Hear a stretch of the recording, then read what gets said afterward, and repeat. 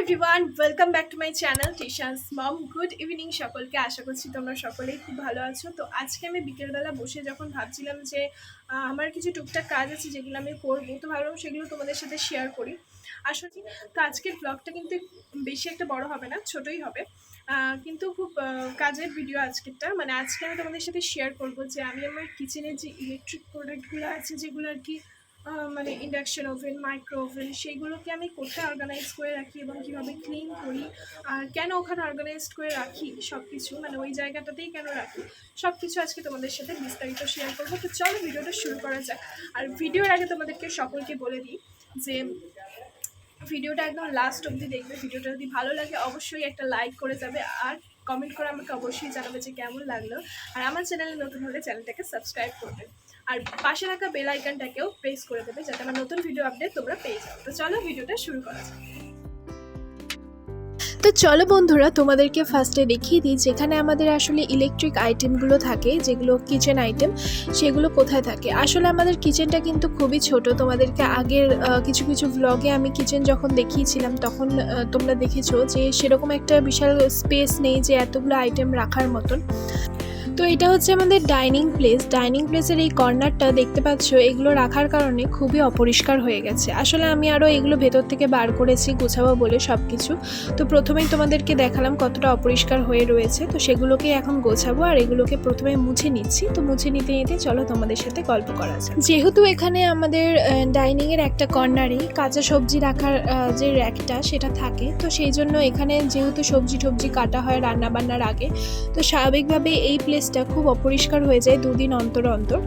তো যতটা পারা হয় এটাকে পরিষ্কার করে গুছিয়ে রাখা হয়। তো আজকে আমি ভাবলাম যে আজকে পুরোটাই পরিষ্কার করা হোক, এই ওয়ার্ড্রপটা প্লাস এই।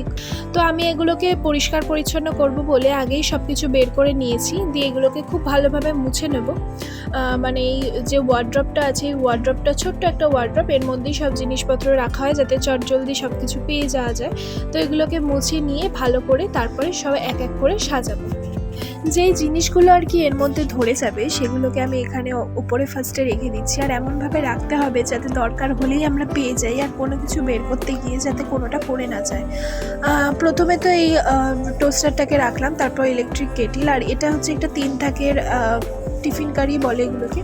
তো এগুলো রাখার পরে কিছু কাচের গ্লাস এগুলো আছে, এগুলো এখানে রাখার কারণ এগুলো আরও এরকম সেট কয়েকটা আমাদের অন্য অন্য আলমারিতে তোলা আছে, এখানে রাখছি তার কারণ আমাদের যেহেতু এটা পুরো ডাইনিং টেবিলের সামনে, সেই জন্য আর কি এগুলোকে যাতে আমরা সহজেই পেয়ে যাই, কেউ বাড়িতে গেস্ট আসলে বের করে নিতে পারি, তো সেই জন্য আর কি এরকমভাবে রাখা। আর ডাইনিং টেবিলের ডাইনিং প্লেসের ওখানে যে আমরা এরকম ইলেকট্রিক আইটেমগুলোকে রেখেছি তার আর একটা কারণ হচ্ছে আমাদের কিচেনটা তো ছোট, তোমাদের প্রথমেই বললাম। তো কিচেনে তো রাখা যাবে না, সেই জন্য আর কি আমাদের এরকম একটা স্পেস দরকার ছিল যেখানে আমরা এরকম ইলেকট্রিক আইটেমগুলোকে রাখতেও পারি আর খুব ইজিলি ইউজ করতে পারি। যেহেতু আমাদের দুখানা ডাইনিং আছে, তো দুটো ডাইনিংয়ের মধ্যে একটা ডাইনিংয়ে আমাদের ডাইনিং টেবিল থাকে, তো সেই ডাইনিং টেবিলের সামনেই একটা কর্নারের স্পেসে এরকম মাইক্রো ওভেন, ইন্ডাকশন ওভেন এগুলোকে রাখার ব্যবস্থা করা হয়েছে যাতে আমরা খাবার দাবার গরম করে বা বানিয়ে তাড়াতাড়ি টেবিলে নিয়ে নিতে পারি খাওয়ার জন্য। আর দেখো যে স্পেসটা আমার বাকি ছিল, যেই লাল এই যে ওয়ার্ড্রপটায়, সেই স্পেসে আমি এরকম কিছু কাপ, কিছু এরকম সাদা টাইপের কন্টেনার প্লাস্টিকের, যেগুলো তোমরা চেনো, আমরা কাউকে খাবার যদি পাঠাবো মনে করি এগুলোর মধ্যে করে কিন্তু পাঠাতে পারি। তো আমি এগুলোকে ফেলি না, আমি যত্ন করে রেখে দিই। আর বাদ বাকি যেগুলো আছে যেরকম হাতের কাছে হয়তো দরকার, তাড়াতাড়ি দরকার, সেইগুলোকে আমি এরকমভাবে এই ওয়ার্ড্রপটার মধ্যে কিন্তু অর্গানাইজড করে রাখি এই ইলেকট্রিক আইটেমগুলোর সাথে।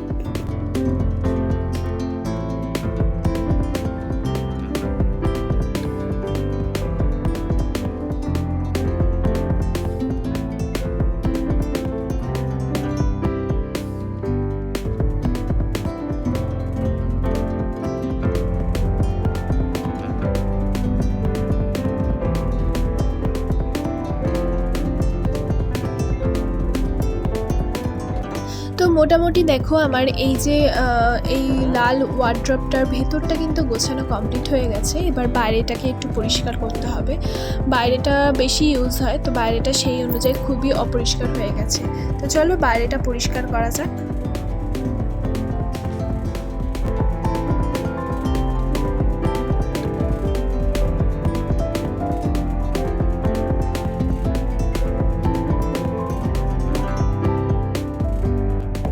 তো ওপরের দিকটা পরিষ্কার করার আগে আমি একটু বাইরের দিকটা ভালোভাবে ভিজা কাপড় দিয়ে পরিষ্কার করে নিলাম, মানে মুছে নিলাম।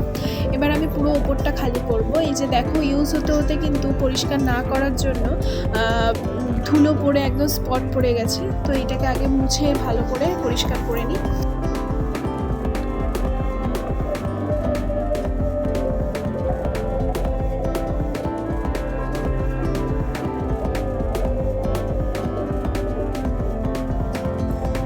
তো এই যে দেখো, ইন্ডাকশানটা তো আমাদের পরিষ্কার করা কমপ্লিট হয়ে গেছে। এবার হচ্ছে ইন্ডাকশানটা যেখানে রাখবো সেই জায়গাটাকে পরিষ্কার করতে হবে।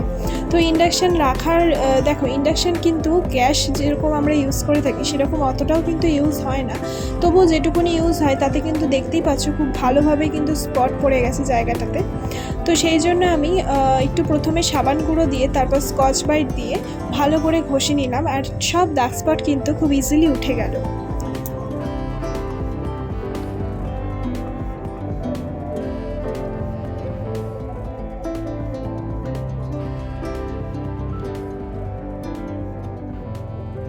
এবার আমি এখানে একটা কাপড় পেতে দেব। আমার কাছে অনেক আগের একটা পর্দা ছিল, সেই পর্দাটা ইউজ হয় না, সেই জন্য আমি এখানে পেতে দিলাম। আর যেহেতু এখানে অনেক তেল ঝোল মশলা পড়ার সম্ভাবনা থাকে রান্না বান্না হলে, সেই জন্য আমি এখানে একটা কাপড় এরমভাবে পেতে দিলাম। তার পাশে একটা স্টিলের ট্রে রেখে দিলাম, যাতে এর ওপরে আমরা টুকটাক কাপ, গ্লাস এইসব টাইপের জিনিসপত্র কিন্তু এর ওপর রাখতে পারি।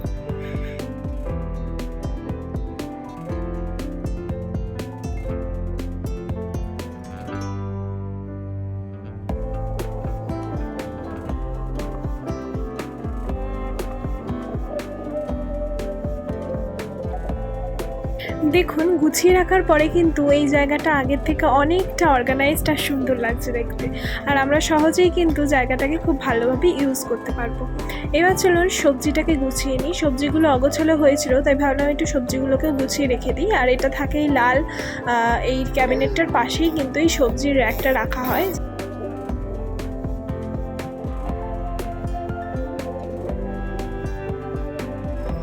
তো আমার সবজি টবজি তো গোছানো কমপ্লিট হয়ে গেছে। তো মাইক্রোওভেনের জায়গাটা বাকি রয়ে গেছে, তো চলো ওটাও গুছিয়ে নিই। তো মাইক্রোওভেনে আমাদের এরকমভাবে কভার দেওয়া থাকে, তো আমি এই কভারগুলোকে খুলে নিলাম, কারণ ধুলো পড়ে গেছে থাকতে থাকতে। তো কভার দিয়ে রাখলে কিন্তু জিনিসগুলো বেশ ভালো থাকে অনেক দিন, আর কোনো ধুলো ঠুলো পড়ে না, দেখতেও ভালো থাকে। তো সেই জন্যই আর কি কভার দেওয়া থাকে। আর এখন আমি আর কভার টভার দেবো না ওপরে, শুধু নিচে একটা টাওয়াল চেঞ্জ করে অন্য একটা টাওয়াল পেতে দেবো। তো ঝটপট চলো এটাকে পরিষ্কার করে নিয়ে তোমাদেরকে দেখাই যে পরিষ্কার করার পরে জায়গাটা দেখতে কেমন লাগছে।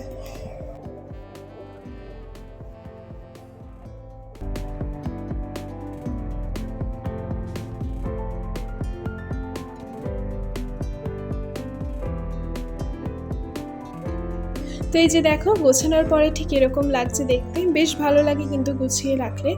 তো আশা করছি তোমাদের এই ভিডিওটা কিন্তু ভালোই লেগেছে। আর যদি ভিডিওটা ভালো লেগে থাকে একটা লাইক করে যাবে, আর কমেন্ট করে আমাকে জানাবে কেমন লাগলো। আর আমার চ্যানেলে নতুন হলে চ্যানেলটাকে অবশ্যই সাবস্ক্রাইব করবে, আর বেল আইকনটা প্রেস করে দেবে, যাতে আমার নতুন ভিডিও আপডেট তোমরা পেয়ে যাও। তো চলো বন্ধুরা, আজকের মতন টাটা, দেখা হচ্ছে আবার একটা নতুন কোনো ব্লগে। তো সকলের জন্য শুভরাত্রি।